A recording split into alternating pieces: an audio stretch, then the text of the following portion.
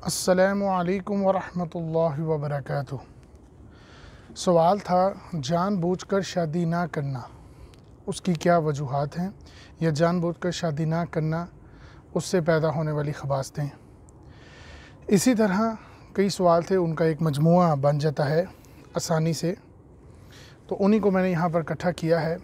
औरत का लिबास क्या होना चाहिए घर के अंदर, और इसी तरह ज़ना के असबाब असल में क्या हैं। ये असल में तीनों ही सवालात एक ही मज़मून के हिस्सा है।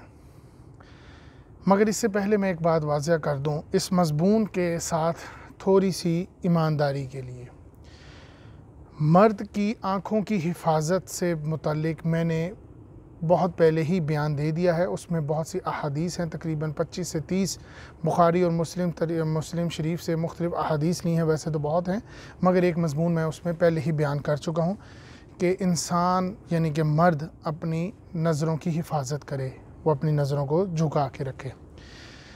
मगर अगर अब सवाल आता है कि ज़ना के असबाब, औरत का लिबास, यहाँ पर एक बात ज़ाहिरी तौर पर जान लीजिए। नकाब, पर्दा, हिफाजत, छुपा हुआ, महफूज, हिफाजत के साथ, इसी तरह ये तमाम चीज़ें जुड़ती हैं औरत के साथ, क्योंकि मर्द को कोई नकाब का तो हुक्म नहीं है, अपनी नज़रों को झुकाने का है। मगर इखलाकी तौर पर माशरती मामले में जो हम देखते हैं, यानी कि अपने सोशल मामलात में अगर हम देखते हैं, तो मर्द और औरत में से मर्द वाहिद ऐसा बंदा या मर्द ऐसी वाहिद शख्सियत है जो कारोबारी, बाहरी, माशरती लिहाज से ज़्यादातर बाहर उसको फिरने का, यानी कि माशरती मामले के अंदर उसका हकूक़ सबसे ज़्यादा, यानी कि उसका हक़ है कि वो बाहर जाए, कमाए और अपनी बीवी और बच्चों का घर में पेट पाले, तो लिहाजा उसको हुक्म है बाहर का। तो इसी लिहाज में अब रहेगी बात औरत की, तो औरत का क्या मामला है वो मैं अब बयान करता हूँ। सबसे पहले इन तीनों सवालात में जो मेन अहम बात है वो मैं पहले बयान कर दूँ। ज़ना से मुतल्लिक़ आप सल्लल्लाहु अलैहि वसल्लम ने फरमाया बुखारी शरीफ में कि ज़ना के करीब भी मत जाना। ये नहीं कहा कि ज़ना मत करो, कहा है ज़ना के करीब भी मत जाना। इसका मतलब ये बहुत बड़ी खबासत है, ये बहुत बड़ा गुनाह है, क्योंकि जिस माशरे के अंदर, अब इसका ज़ाहिरी असर क्या है, जिस माशरे के अंदर ज़ना आम हो जाता है, ज़ना एक तो हो गया इंसान का नफ्स ज़ना, बड़ा वाला ज़ना, यानी कि भरा नफ्स, मैं उसकी बात नहीं कर रहा, मैं ज़ना की तमाम किस्मों पे भी बात कर रहा हूँ। मैं इशारा कर रहा हूँ तमाम चीज़ों पर, आँखों का ज़ना, ज़बान का ज़ना, हाथ का ज़ना, पाँव का ज़ना, और फिर इन चीज़ों की इख्तिताम पर नफ्स आखिर में आ जाता है जो हावी हो जाता है। अब ये तमाम चीज़ें, यानी कि ज़ना जहाँ जिस माशरे में आम हो जाता है, उस माशरे में मियाँ बीवी के दरमियान ख़ुद इत्मादी ख़त्म हो जाती है। यानी ज़ाहिरी सी बात है, जब फहाशी, ज़नाखोरी आम हो जाएगी, बेपर्दगी आम हो जाएगी, फहाशी आम हो जाएगी, तो फिर जब मर्द घर से बाहर जाएगा, क्योंकि उसने तो सोशली वर्किंग के लिए तो उसने बाहर जाना ही है, ये मेन बात है, तो जब वो अपने घर से बाहर जाएगा तो कोई दूसरी औरत उसके दिल में घर कर जाएगी, और फिर जब वो दूसरी औरत उसके दिल में घर कर जाएगी तो वो फिर अपनी बीवी के साथ खुद एतमादी नहीं कायम रह सकती। ये बात सबसे पहले जान लीजिए। अब मैं पहले शुरू करता हूँ औरत के ऊपर से। औरत क्या है, कहते किसे हैं?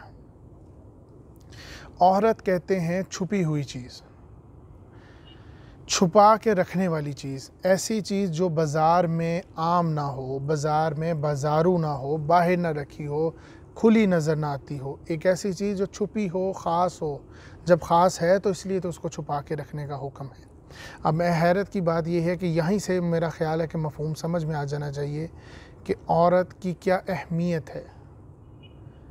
औरत एक ऐसी चीज़ है जिसको छुपा के रखना चाहिए। इसके बारे में सूरतुल रहमान, सूरतुल वाक़िया के अंदर औरत की शान बयान हुई है, औरत की शान बयान हुई है। ये बात ज़रा गौर से मैंने आपकी तवज्जो के लिए कहा है।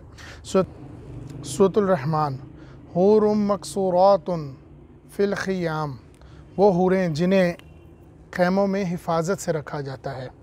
اسی طرح سورۃ الواقعہ آیت نمبر 22 اور 23، وحور عین وحور عین کأمثل لؤلؤ مکنون، ایسی چیز جسے چھپا کر رکھا ہو جیسے کہ موتی ہو۔ یہ ہے عورت کی شان کہ اس کو چھپا کے رکھا جائے، اس کو حفاظت سے رکھا جائے۔ مگر آج کے دور میں جو ہم نے ایک فلسفہ سن لیا ہے کہ عورت کا مرد کے ساتھ کندھے کے ساتھ کندھا ملا کر جانا، اس میں تو پھر اس کا مطلب یہ ہے کہ سورۃ آل عمران، سورۃ النساء، یہاں تک کہ یہ تو میں نے ایک واضح بات بتا دی، یہاں تک کہ قرآن مجید کے اندر محرم نامحرم یہ تمام معاملات ختم۔ جب عورت مرد کے ساتھ کندھے کے ساتھ کندھا، عورتوں کا معاملہ مرد کے ساتھ نہیں، عورتوں کا معاملہ عورتوں کے ساتھ ہے۔ مگر آج کی عورت بے پردگی، فحاشی، فتنے کے، یہ سب سے بڑا آج کا فتنہ یہی ہے۔ اصل میں عورت جو حفاظت کا حفاظت میں رہنے والی چیز ہے، اس کے لیے میں نے جو ذاتی طور پر اس کو سمجھا ہے کہ عورت اصل میں 5 قلعوں میں رہتی ہے، یعنی کہ عورت تک پہنچنے کے لیے آپ کو 5 قلعے دیکھنے پڑتے ہیں، یعنی کہ ان 5 قلعوں کی حفاظت میں وہ رہتی ہے۔ اس کی ایک مثال میں آپ کو اصل میں ایک لاجکلی دے رہا ہوں۔ ایک ہے معاشرتی نظام کے اندر، جیسے کہ عورتیں علیحدہ، مرد علیحدہ، جیسے کہ ولیمے کے اندر یا شادی بیاہ کے اندر ہم ہالوں میں دیکھتے ہیں، آج کل تو نہیں ہے، کہ عورتیں علیحدہ ہیں، مرد علیحدہ ہیں۔ ان کے قریب بھی مت جاؤ، کیونکہ اب ان کے قریب بھی نہیں جانا۔ تو اسی لحاظ سے اگر میں دوسرے الفاظ میں کہوں تو آگ اور پانی کو نزدیک نہ ہونے دو، اب وہ دور دور ہیں۔ ایک تو یہ قلعہ ہے، اسی کے بارے میں سورۃ الاحزاب آیت نمبر 33، وَقَرْنَ فِي بُيُوتِكُنَّ، اپنے گھروں میں قرار کے ساتھ رہو۔ یہ ہے دوسرا قلعہ کہ اپنے گھروں میں رہو، قرار کے ساتھ رہو، حفاظت کے ساتھ رہو۔ اسی کو ہے جس طرح کہ چادر کا لفظ بھی ہم لیتے ہیں، تو وہ چادر کا مطلب ہے 4 دیواری میں رہنے والا، 4 دیواری میں رہنے والا، محفوظ رہنے والا۔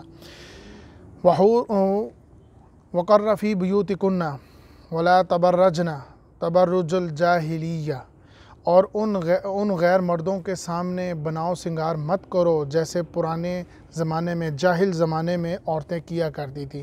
اپنے گھر میں رہو، باحفاظت رہو، قرار کے ساتھ رہو۔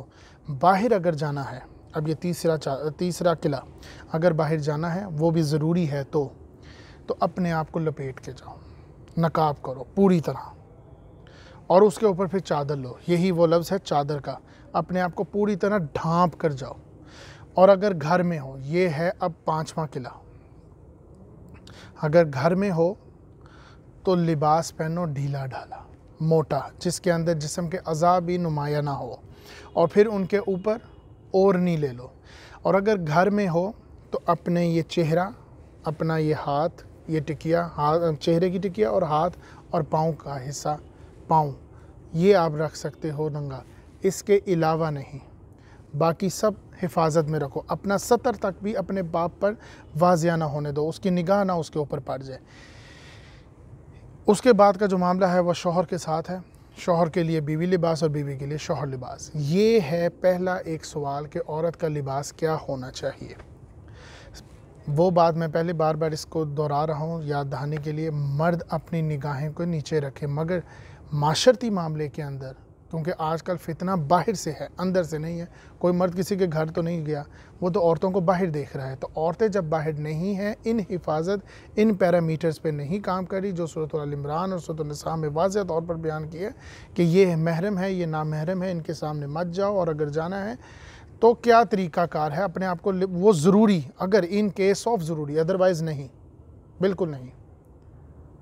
تو اگر آپ جا رہے ہو تو یہ طریقہ، یہی طریقہ جب عام نہیں ہوتا تو پھر یہ کون سی شکل اختیار کرتا ہے؟ زنا کی شکل۔ اسی کے بارے میں کچھ چیزیں بیان کرنا چاہوں گا لباس سے متعلق۔ احادیث ہے مشکات 4346، پوری حدیث وہاں جا کے آپ پڑھ سکیں اگر کسی کو شوق ہو، مگر یہاں پر میں ہنٹ دے دیتا ہوں، پرکشش لباس پہننے کا عورت کو حکم نہیں ہے، نہ مرد کو۔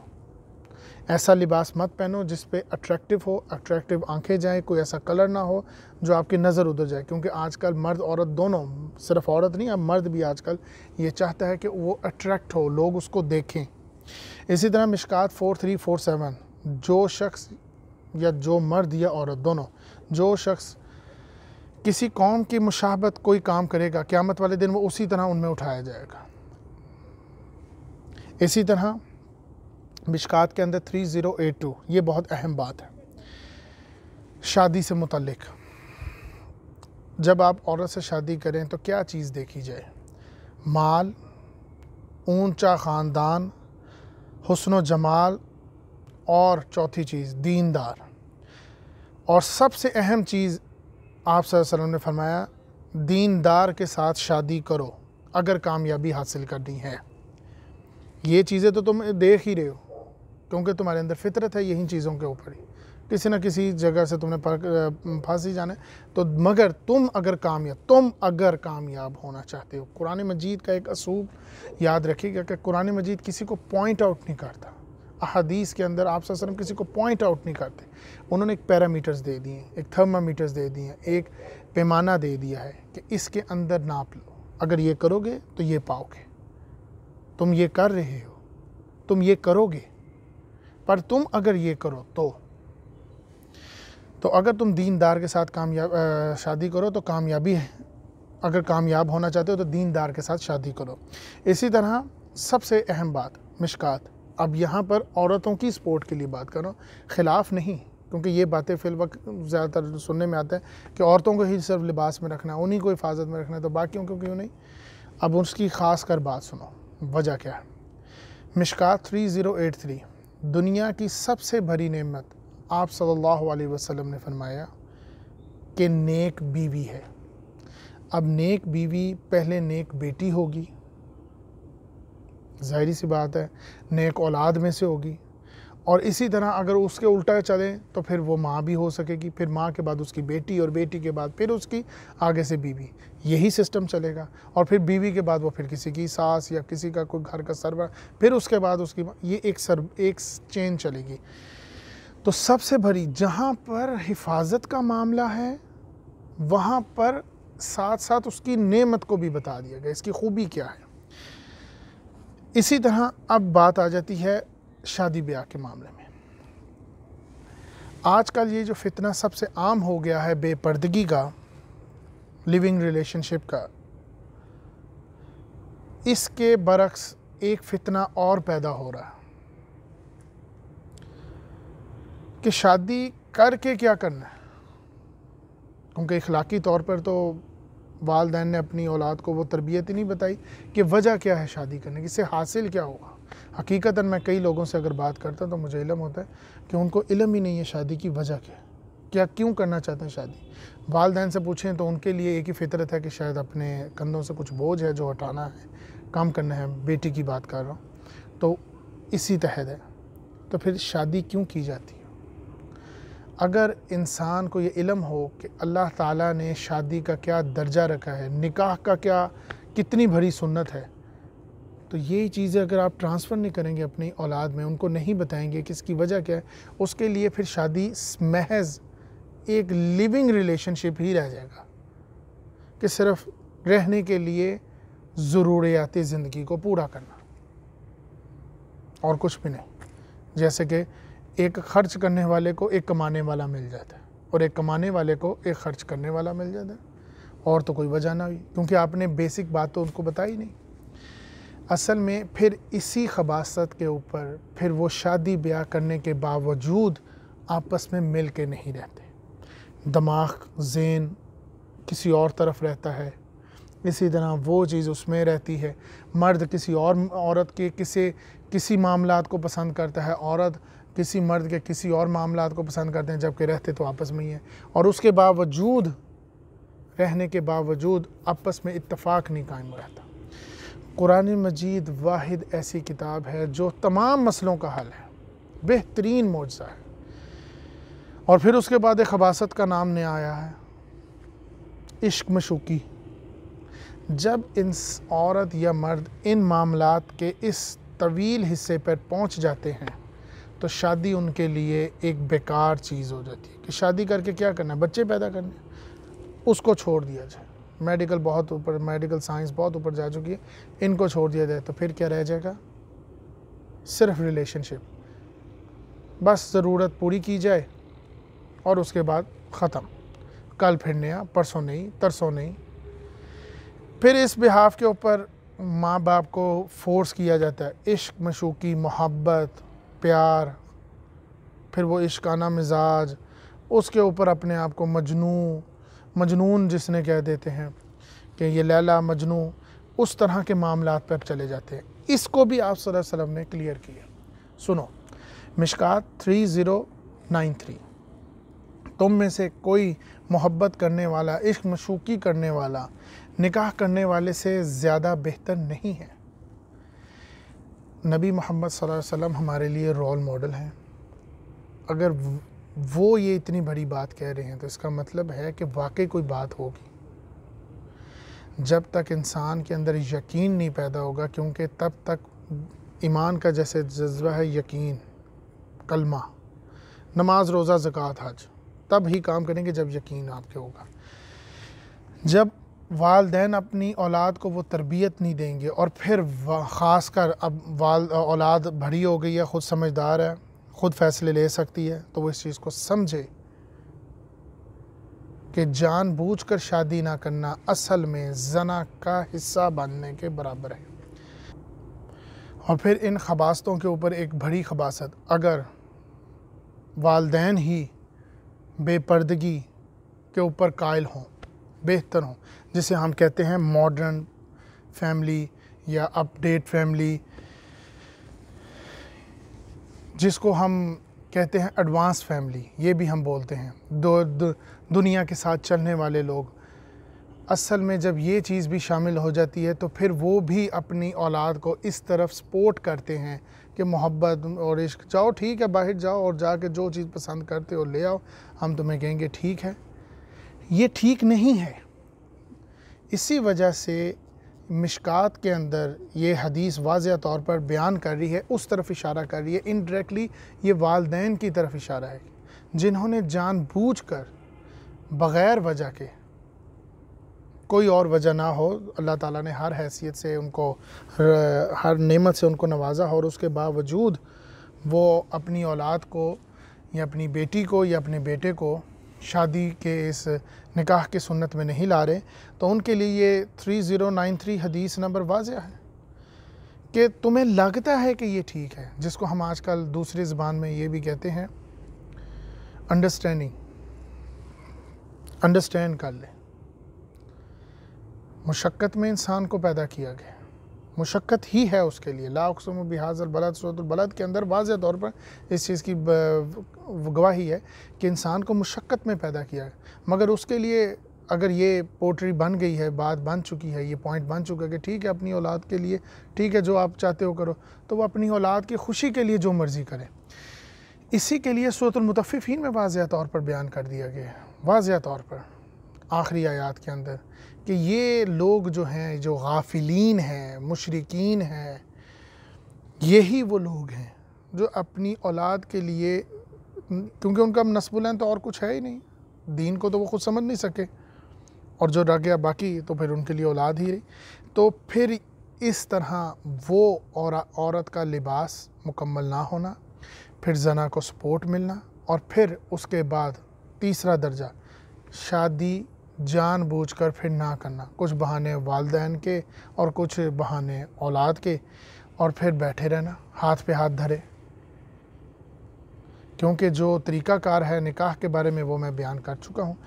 تو اصل میں یہ سوال یہاں پر میں آپ کا ختم کرتا ہوں کہ یہ تینوں خباثتوں کے اندر بات واضح طور پر بیان کر دی گئی ہے کہ یہ تینوں چیزیں ایک ہی مضمون کا حصہ ہیں۔ شادی کرو، وقت پہ کرو، والدین کو چاہیے کہ وہ جلد شادی کریں، جو آپ صلی اللہ علیہ وسلم کا طریقہ ہے، نکاح مسجد میں کیا جائے جو طریقہ کار کیا گیا ہے، اور اس کے بعد اپنی اولاد کو یہ تربیت دیں تاکہ وہ آگے جا کے اسی تربیت کے مطابق اسی درجے پہ رہے کہ گھر کس طرح رہنا ہے، محرم نامحرم کا کیا معاملہ ہے. اسی طرح خاوند بھی اسی طرح علم وہ لے چکا ہو اپنی والدین سے، وہ سیکھ چکے کہ کس طریقے سے میں نے رہنا ہے اور شادی کا اصل مقصد کیا ہے، پھر ہی جا کے یہ معاملات درست ہوں گے. امید ہے کہ آپ کو سوال کے جواب مل گیا ہوگا. السلام علیکم ورحمۃ اللہ وبرکاتہ.